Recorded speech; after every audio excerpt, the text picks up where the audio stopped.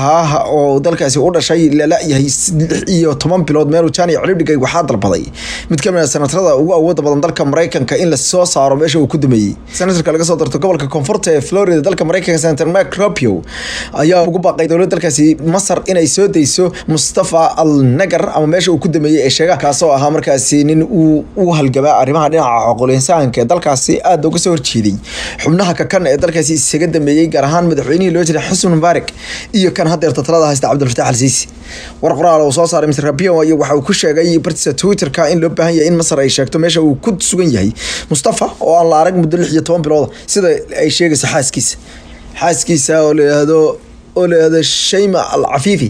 ayaa waxay sheegtay in ay ninkeedii la adahay tan iyo bishii September 28keedii 2018 iyadoo muddo 16 bilood meel ay China ciribgay aysan garanayn ayay tiri ninkaas oo 40 jir ahaa isla markaana la qabtay wasaaradda arrimaha gudaha dalkaas ayaa sidoo kale loogu baaqay in ay ninkaasi soo saarto meesha uu jiray iyadoo maxkamadda ay goor hore ku amartay in bishan bartamaheeda laga rabo meesha uu ninkaasi geeriyo nolol ku dumeeyay la soo saaro warar goor hore soo baxayay bishii December soo baxayay sanadkii